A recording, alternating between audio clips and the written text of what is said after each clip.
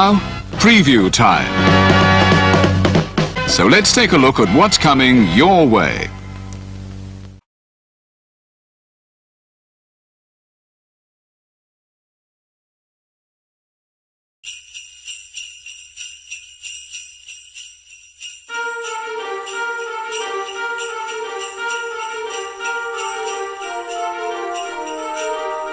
Ho, ho, ho! Merry Christmas!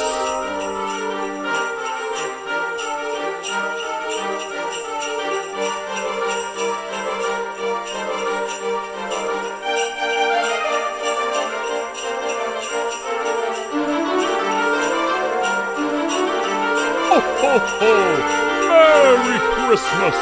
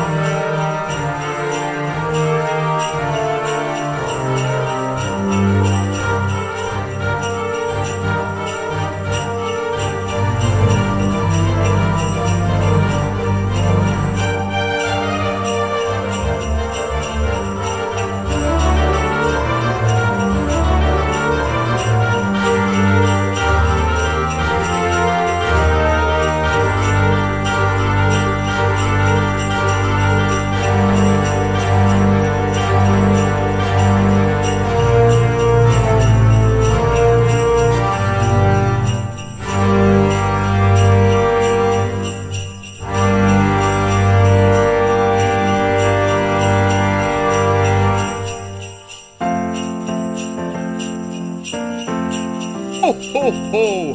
Merry Christmas!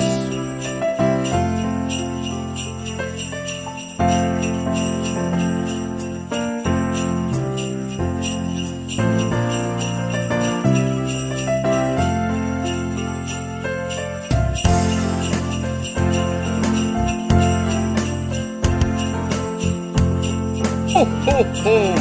Merry Christmas!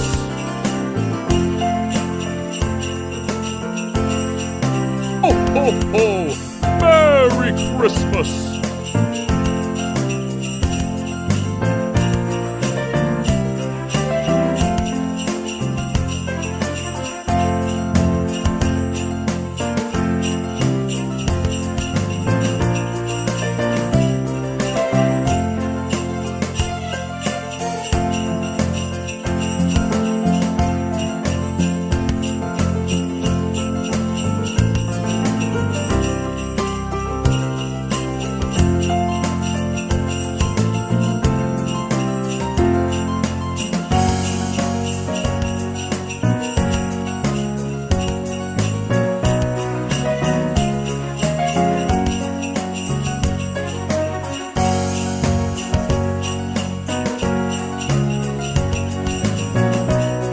Ho, ho, ho!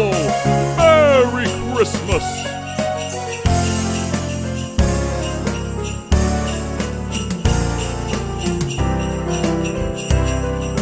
Ho, ho, ho! Merry Christmas!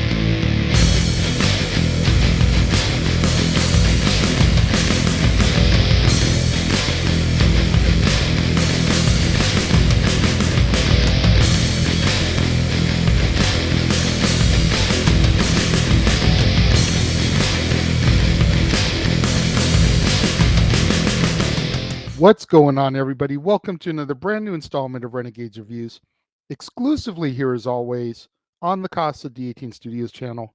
I, of course, am your host, the Renegade J.J. Williams, and today we go to the first sequel of the Santa Claus Yesterday's film. We discuss The Santa Claus 2, starring Tim Allen, Elizabeth Mitchell, Wendy Crewson, Judge Reinhold, Liliana Mumy, David Krumholtz, Eric Lloyd, Spencer Breslin, Aisha Tyler, Peter Boyle, and Art LaFleur. What's going on, everybody? Thank you for joining me here once again for another brand new installment of Renegades Reviews. As I said in the introduction, today we're going to take a look at the first sequel to yesterday's film, the original 1994 Santa Claus. We're going to take a look at the Santa Claus 2.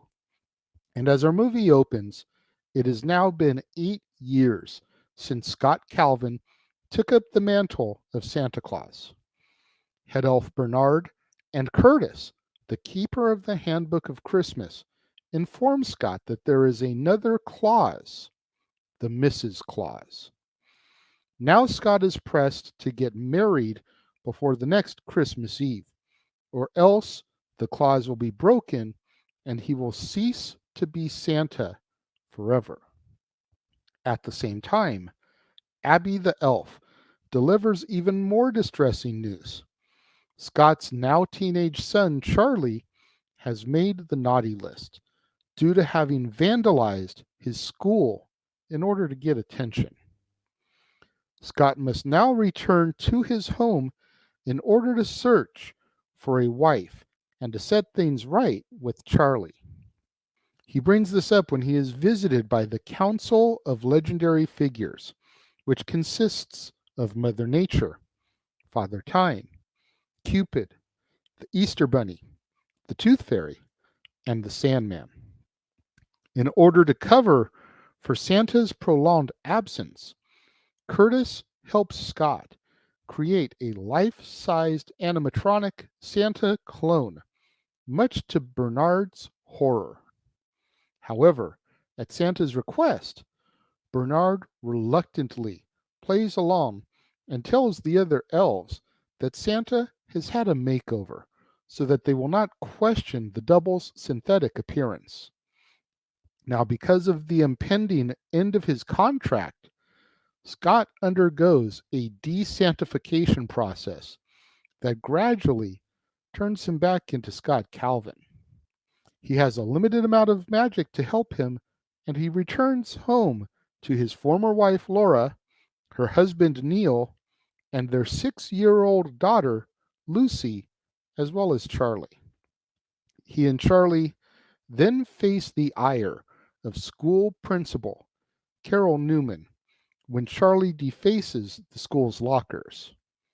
Back at the North Pole, Toy Santa follows the rule book too literally and begins to think that everyone in the world is naughty because of their small mistakes. As a result, Toy Santa takes over the North Pole using giant toy soldiers that he made himself and unveils his plan to the elves to give lumps of coal to all the children in the world. When Bernard exposes Toy Santa as a fraud, Toy Santa places him under arrest.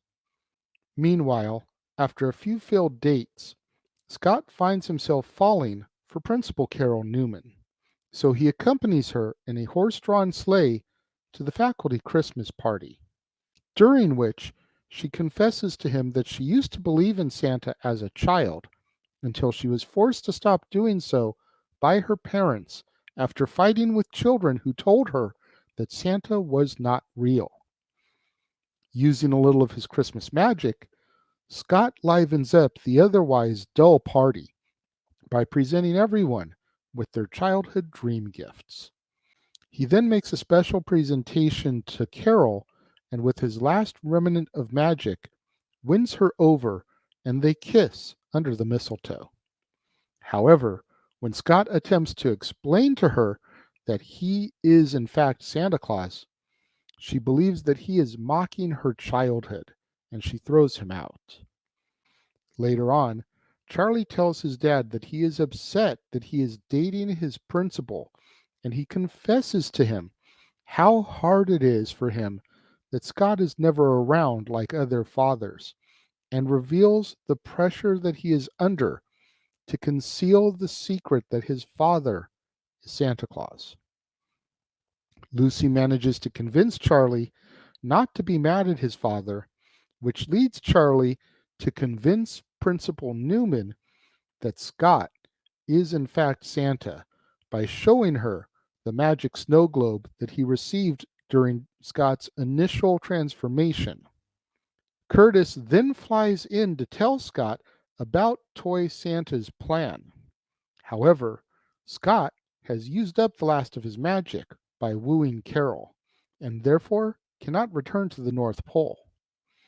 With a little help from the Tooth Fairy, Scott and Curtis manage to get back, only for Toy Santa to find them and tie them up.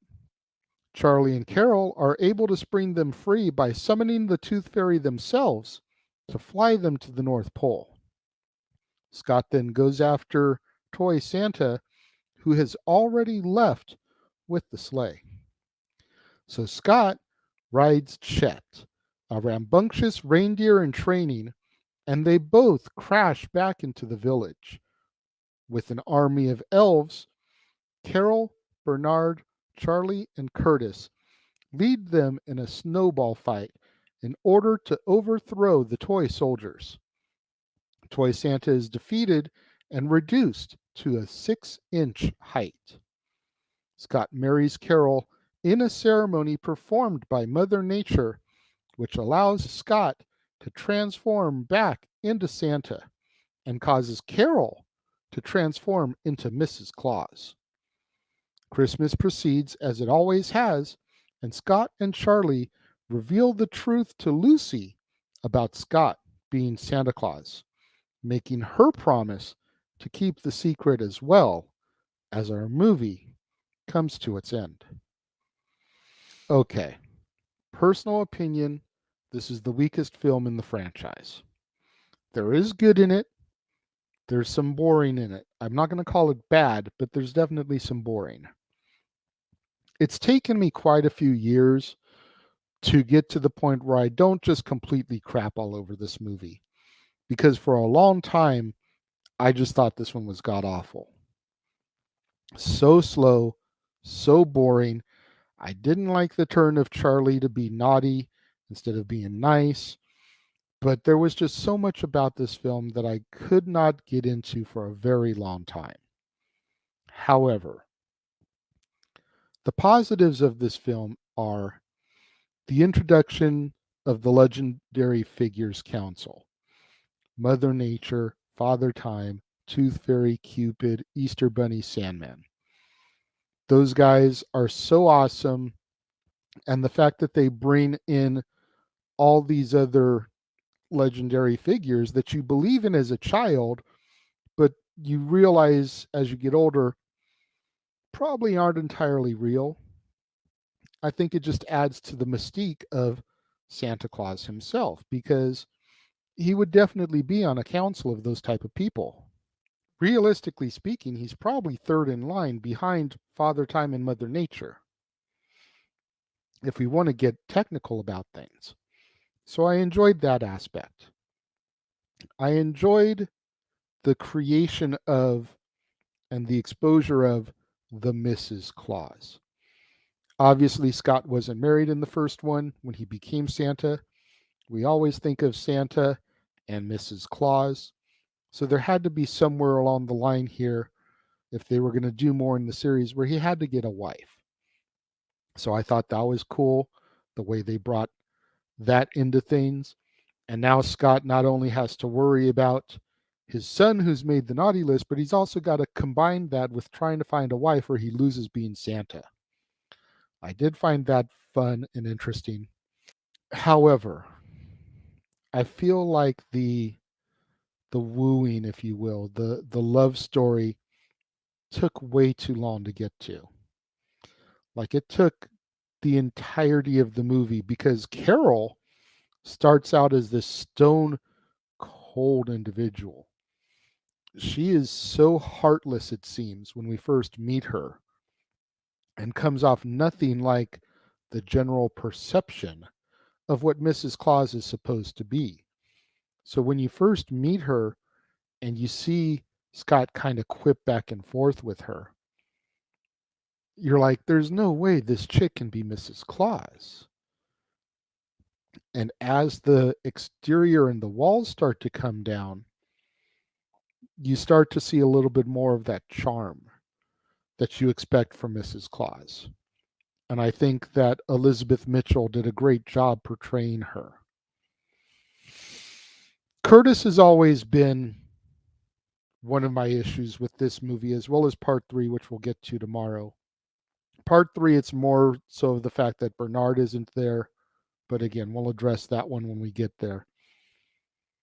Curtis just comes off as a mess to me. So much so that a few episodes ago on Dad's, me and Jeff had an entire tirade about F. Curtis. Take a look at that real quick. You're finally gonna get. We're finally getting Scott Calvin back. Let's just not even gloss over it, man. I'm looking forward to We're that. finally getting Bernard back. You know what? I thank you, because like every clip I've seen, including the trailer I included, the little Caesar, every clip I've seen or reaction I've seen, like they are on about Bernard being back, as they should be. Because you know what? Because you know what?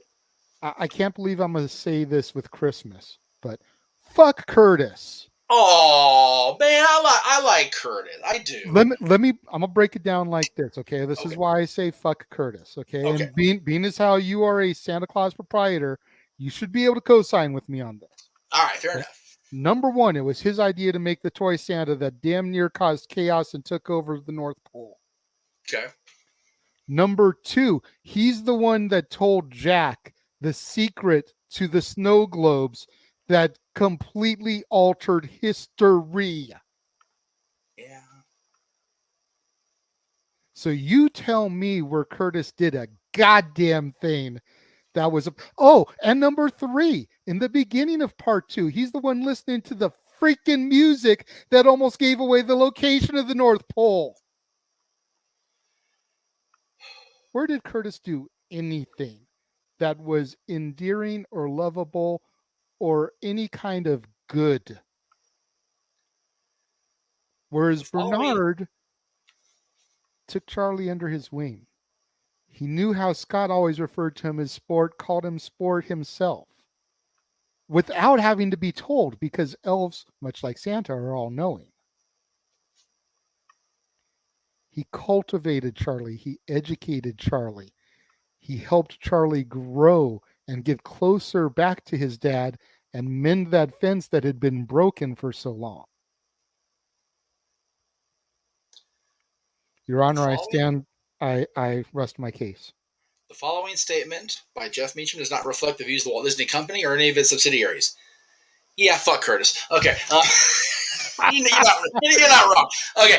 And you know what? I can't wait for my daughter to see this. Because I know she loves part 2. It's like, oh boy. She loves part 2, but she doesn't like Curtis. Oh, okay. The main reason she doesn't like part 3 is because Bernard's not in it. This is very true. In the words of CM Punk, stop me when I'm telling lies. You know, Curtis is just bad. Never been a fan of Curtis, the character. I've got nothing against Spencer Breslin, the actor, but the Curtis character, it's always tough. I did think Chet was funny, the reindeer in training, adding another reindeer to the lore of Santa Claus. You know, there's Dasher, Dancer, Prancer, Vixen, Comet, Cupid, Donner, Blitzen, Rudolph. Now there's Chet. If you listen to music, there's Leroy, the redneck reindeer.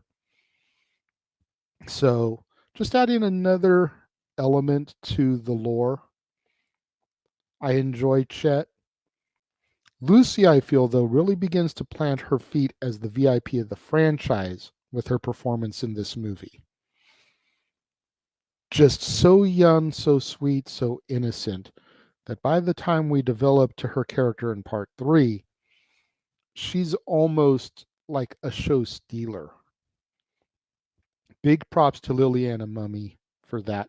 When it comes to my rating of the Santa Claus 2, I give it 3.5 out of 5 stars. Again, I still feel that this is the weakest in the trilogy, but it is good. It's a lot better than I used to consider it. I can deal with it a lot better than I used to now.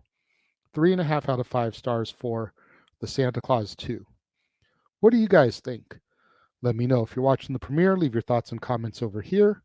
If you're watching on demand later in the day, leave your thoughts and comments down here. Let's have that conversation, that discussion, that debate, that interaction I'm always asking you guys for in the comments below. And make sure you stay tuned at the top of the hour, right here to the Casa D18 Studios channel, as it's time once again to open the doors to Stat Boy Sports Bar, featuring Dory Lou. The food's hot, the beer's ice cold, and the seats are warm, so pull up a bar stool and enjoy this week in professional sports conversation with your hosts, Statboy Mike Caldwell, Dory Lou, and their regular panel of guests.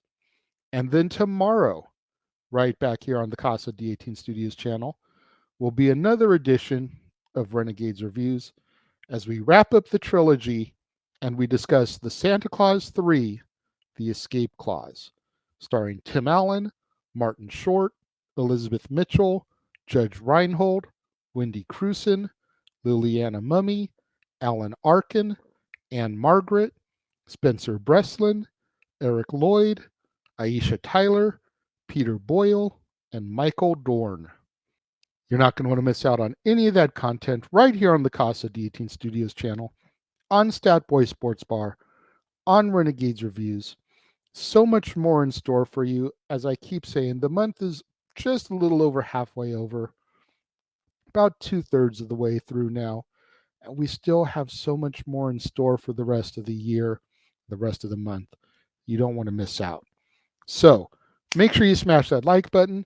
Make sure you're subscribed. Make sure that notification bell is turned on so you don't miss out anytime a video drops right here on the Casa D18 Studios channel or anytime we go live, as is the case with Statboy Sports Bar, Open Mic Night, pay-per-view PLE coverage, etc.